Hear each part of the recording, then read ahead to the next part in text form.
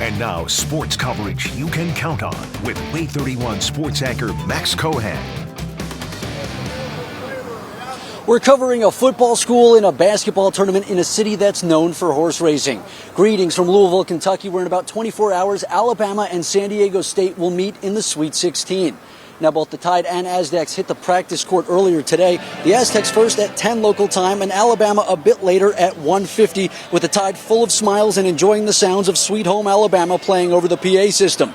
And in this battle between conference champions, Aztecs head coach Brian Dutcher knows the Tide will be a handful, and he said he'll tip his hat to them if they play a better game, but they aren't heading into this with an underdog mindset and plan to control the tempo. We're not a one-hit wonder. We have a program. We have a culture.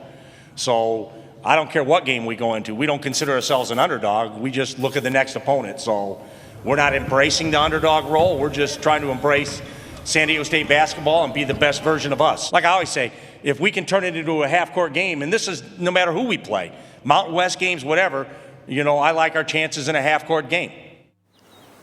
Of course, Alabama basketball has yet to play for an NCAA championship and reach the Final Four, but one man on campus has a wealth of experience in the quest for titles. Of course, we're talking about Nick Saban, who stopped by Tide practice the other day, a visit that Brandon Miller and Nate Oates both really enjoyed.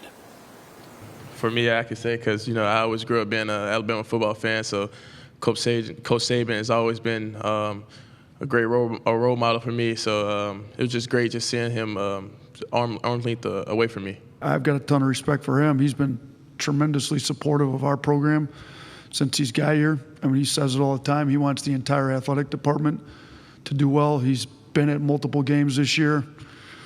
He came yesterday to speak to the team, and, he was good. Players loved it. Now, lots of athletes have little superstitions or lucky items that they keep with them before big games. Well, check this out. Alabama's Rylan Griffin is rocking the Lilo and Stitch pants because the team wins every time he wears them, and he says if it ain't broke, don't fix it.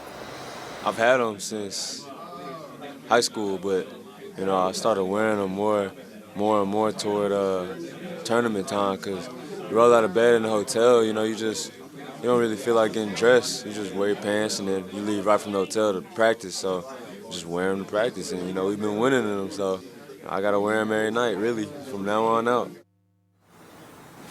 Now, I don't have any lucky pants, but I might have to find some before tomorrow night. And of course, our coverage from the Derby City is just getting started. Be sure to join us right back here at 10 o'clock with Nolan Knight and I bringing you complete Sweet 16 coverage. Reporting live in Louisville, Max Cohan, Way 31 Sports.